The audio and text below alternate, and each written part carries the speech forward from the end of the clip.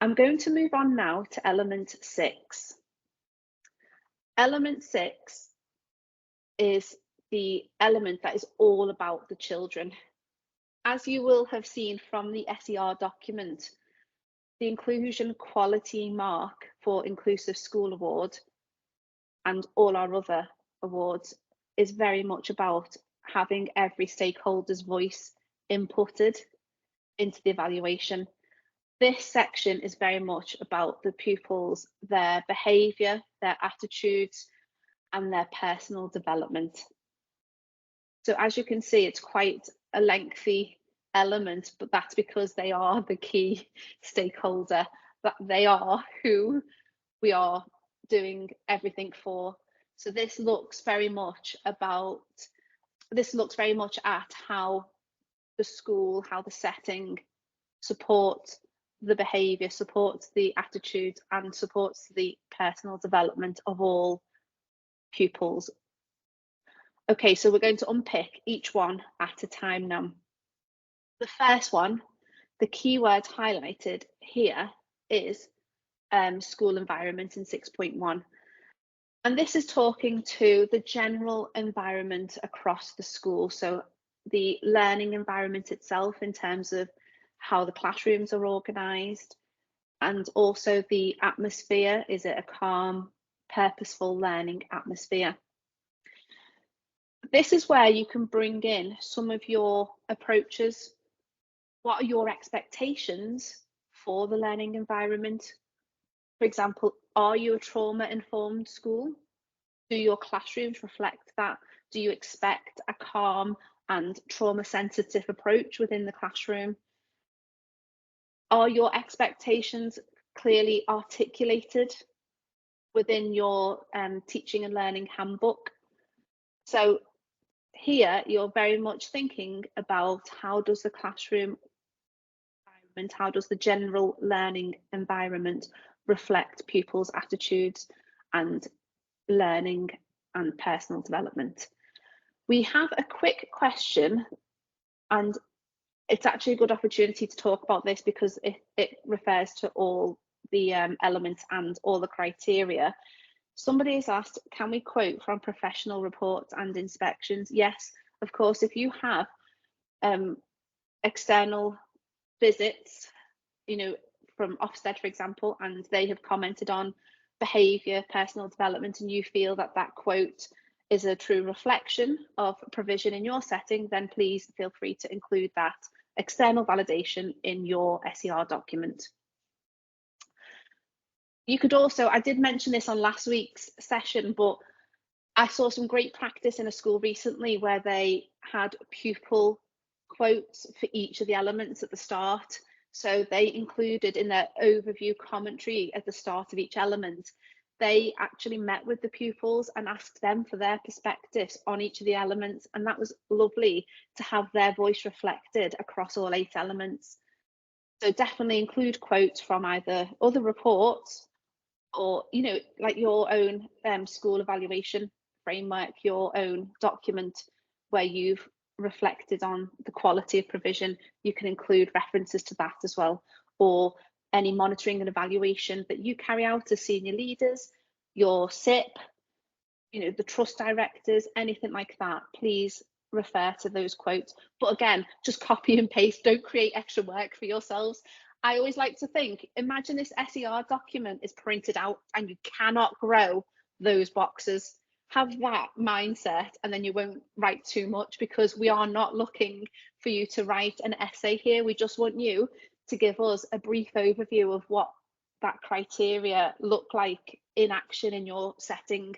So bullet points suffice, and don't feel pressured into writing loads. Back to that question from Pete about the quotes, is there a time frame for these reports to be used? I would keep it recent, because if it's an Ofsted report from 10 years ago, you'd question how relevant that would be now. So I would definitely say within the past 12 months, 24 months maximum, in terms of including external validation. In particular, if you've got new staff, new leadership team, as you know, in schools, things can change. Well, things do change very quickly. So definitely recent reports and validation quotes. Okay, so back to element 6 and having a deeper dive into that criterion number 6.2, which is all around attitudes. So this is looking at whether the inclusive environment promotes attitudes of understanding and acceptance of individual differences, where learners and staff can thrive. So we're looking at how do you, as a school, support the development of those attitudes within your pupil body. And that might be through assemblies or through your core values, through displays. It might be the representation, the diverse representation in your reading spine texts. It might be anti-bullying projects, but it's how do you explicitly develop those positive attitudes to really create an inclusive environment amongst the children and the staff. So it's the very the programs that you have in place. It could be part of your personal development program again, or PSHE curriculum. Criterion 6.3 is a similar approach in that it looks at character development, and this is the wider character development. So how do you develop the children and young people's character so that they are tolerant and cooperate, that they're resilient, and that they make positive choices that will have positive impact in the future as they journey into adulthood. This doesn't necessarily mean that you have to have a specific standalone character curriculum in place. Some schools do, which is great, include that, but it might be how the character, the wider character, is developed throughout your wider curriculum, throughout your enrichment activities, throughout your assembly program. It could be that you have defined character traits and you refer to them in the learning.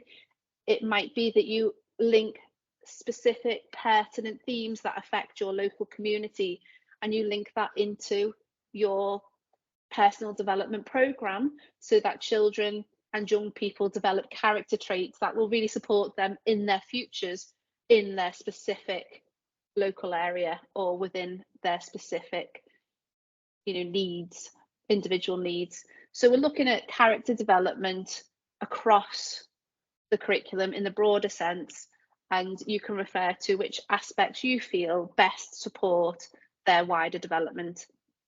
In the IQM assessment, we always talk about the holistic development of children, because our inclusive schools don't just focus on the academic progress and outcomes. They look at the well-rounded, the whole child approach, looking at what skills these young people and children need so that they can be successful in the future. And that's your opportunity to celebrate what you do to support that vision. 6.4 looks explicitly at routines and expectations. And that's very much about how those routines and expectations are articulated and how they are shared so that pupils and staff alike are all consistent with it. As an assessor, when I go into a school, I haven't got a preconceived idea of how those routines and expectations should look. I'm happy to see a school creating their set of routines and expectations, and as long as they are in place consistently and they are effective, then that is inclusive. It's very much about, have you got a consistent approach, and can people articulate that approach? Again, this might be a trauma-informed approach. It might be that you are a zones of regulation school, you are a thrive school, you have very set ideas and ideology around managing behaviour and positive relationships. Whatever that looks like is fine. It's okay for it to be different, but it needs to be consistent and it needs to be explicit. So that's what I'm trying to get from you within that criteria, and how is that defined and how is it shared. It could be that you have a code of conduct, you have recently written the school's way of behaving, whatever that looks like. Again, just articulate it, explain it in a brief way within this criteria. And then when I come in as the assessor, I will be looking for that in action. I will be looking for those expectations in action. I'll be looking for staff to be leading by example, and I'll be looking for pupils to be responding positively to whatever the expectations you have decided in terms of your inclusive ethos. Whatever you have decided they are, let's see it in action. 6.5 is looking at the effective systems for managing and promoting different aspects of positive behaviour, attendance and punctuality. And we do compare to the national averages because that's a good starting point, but we're not completely held to that, because when we come into work with schools, we listen to your context and we really try as assessors to understand your individual contexts and understand the local issues, understand the things that happen within your context. That means that it is difficult sometimes to compare you to national, but it just gives us a benchmark in terms of a general expectation. And we're looking at what systems you have in place to ensure that the standards are where you expect them to be. So for example, if that is looking at attendance, do you have an attendance officer? Do you have a family liaison officer in post? How does their role look? How is attendance monitored? Do you make sure there's a clear system and routine in place for the first day response phone calls? How is that followed up? How are PA families supported? Who is checking up on the safety and well-being of any pupils who are PA? How are governors kept informed in terms of safeguarding? How are the safeguarding procedures reviewed to ensure that safeguarding is robust? And again, when you do share that data with us, it's not in a judgmental way, it is merely an informative way.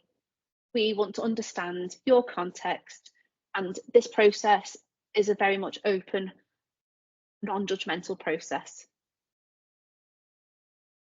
For number 6.6, we're looking at the key words early identification. I know this term is, quite, buzzword at the moment, isn't it? Early identification, very much about SEND, but this isn't actually solely about SEND. This is about reducing suspensions and permanent exclusions. How do we identify, in terms of pupil behaviour in particular, how do we identify issues before they become systemic, before they become a problem? So you can include an overview of your provision here, the universal support, the individual support, how any issues are reported, how they are monitored, how they are responded to in a timely manner, any meetings, any external support that you call in to make sure that exclusion is a last resort. Obviously, it's an antonym for inclusion, so it is something that we have a keen focus on. But again, you could bring in early identification in the wider aspect as well. 6.7 is looking at mindfulness approaches and growth mindset approaches. So looking at the positive attitudes for staff and pupils being promoted through mindfulness approach. And that, again, doesn't necessarily mean the actual mindfulness intervention as in the official strategies. We're talking about how is the general environment supportive of a growth mindset and mindful approach. Any opportunities that you give the learners to access relaxation, to support regulation. Do you have sensory rooms? Do you have the zones of regulation? Do you have emotional coaching in place? A lot of schools these days have ELSAs, emotional support literacy assistants, or use programs such as the My Happy Minds or yoga, anything like that that helps pupils be positive and keep regulated, that's where you bring it in at that point. So 6.7. And that actually links nicely to 6.8, which is around lifestyles, and in particular healthy lifestyles being promoted. And that again is for the staff and the pupils. So how are those healthy lifestyles promoted through the PSHE curriculum, for example, or the personal development curriculum? Do you have sports coaches that come in and offer sessions? Do you have lunchtime provision for groups of children? Do you, if you're a primary setting, do you have extended playtimes? Do you have a playtime curriculum to promote that? If you're an early years setting, do you teach, teeth brushing? Well, actually, some of the phases need that still. How do you promote healthy lifestyles? And that's mentally healthy, physically healthy, socially healthy. Again, that holistic sense of healthy lifestyles. 6.9 is about an ethos of respect. We're asking you to demonstrate how the learners have a shared ethos of respect within their own understanding of inclusion. And this can be looked at from a student leadership role perspective. So how do you engage the student leaders to promote the ethos of respect and that mutually respectful way of working with the adults in the school to support all learners? It could be your assembly personal development program again, where you focus on the value of respect. Maybe one of your school values is respect, and if so, how is that embedded into everyday life? How does that look in action? It could be again that you have specific leadership roles within the pupil body for inclusion, for respect. You might be a UNICEF rights respecting school. However you feel within your provision, you support the learners to be respectful and create a mutual respect ethos. 6.10 is learners' understanding of expectations with regard to behaviour, bullying and harassment, including online harassment. So this is looking at your behaviour policy. You don't need to quote the whole policy, you might just pick out a key quote from it, put a link to the policy in the evidence side. It could be that you have anti-bullying ambassadors, an anti-bullying charter, LGBTQIA+ awareness, how that agenda is promoted in the school. Do you have a zero tolerance approach towards bullying and educative intervention? So actually, if issues have been identified, because we are working with children and they are representative of society and there are issues with bullying in society, how do we support those individuals to re-educate and to be preventative in the future? So have you got a programme, for example, on knife crime, because knife crime is prevalent in your local area?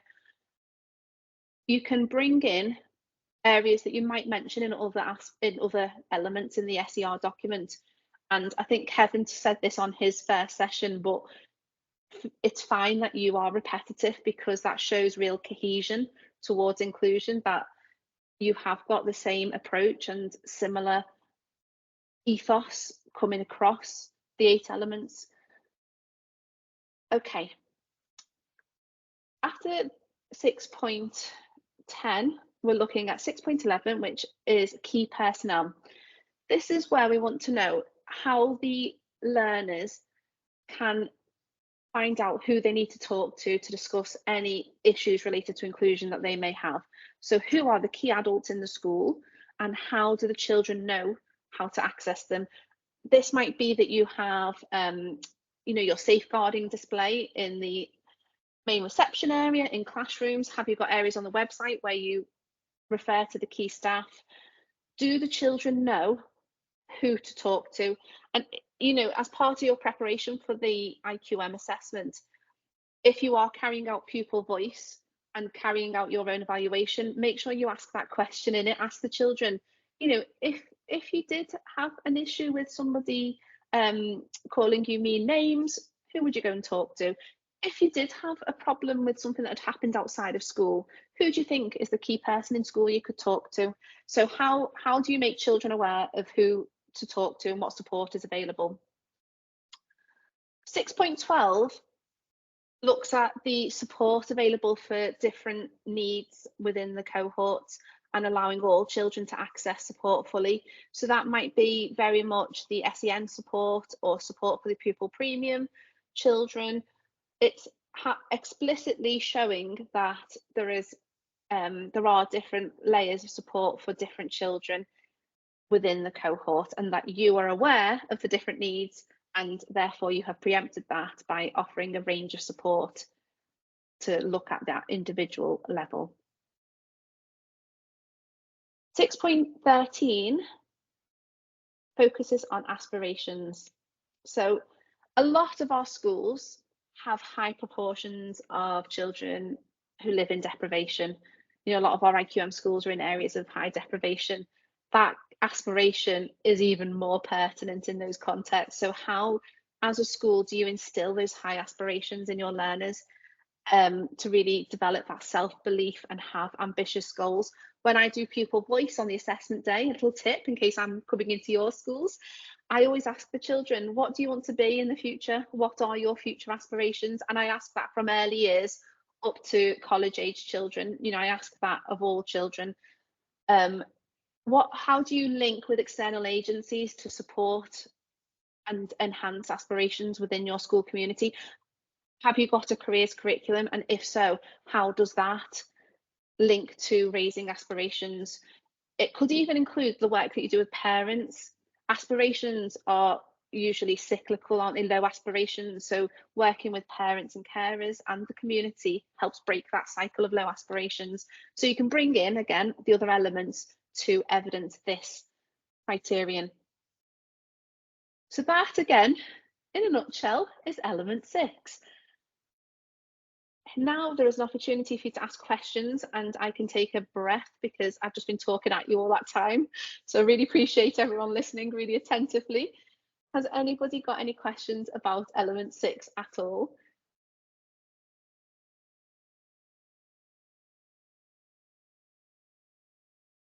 Okay, I've got a question that's come up here. What happens if a child is in crisis when the assessor is in school? Actually, I see this as a positive. If a child becomes dysregulated in terms of in a lesson or on the corridor or during any point of the assessment day out at playtime, I'm not looking at the child because, children are children, and actually they wouldn't be human if they didn't dysregulate. That is the norm. I'd be worried if I didn't see that in schools. What I'm looking at is how the school respond. So it's very much the approach. Are the school, showing that nurture, that calm approach, very much hoping that people aren't shouting and, stressing about it, that actually the child is supported to regulate. And I'm just looking at that staff response. So don't ever be afraid and don't think, oh, we won't get the IQM now. That child's just kicked off and thrown in a chair, that's it. It's not like that at all.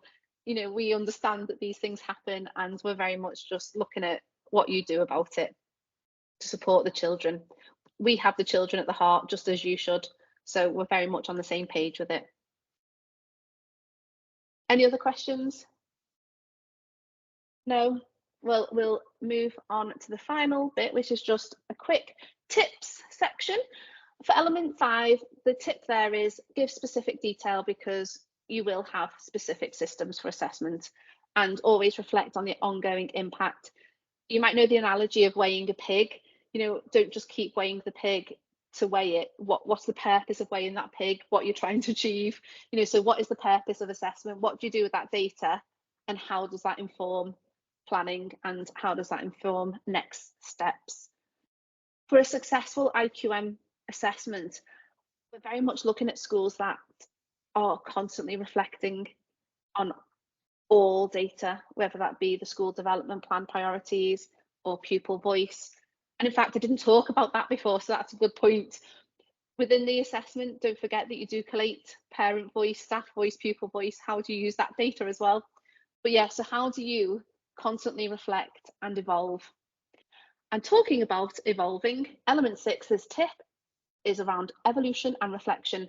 Your children, your cohorts constantly change and evolve, and we look at how you evolve and change with them, how you reflect on practice and actually change your practice to suit their needs.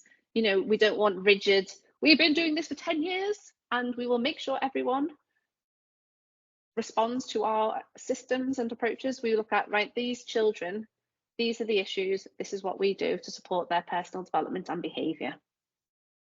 So thank you all for listening.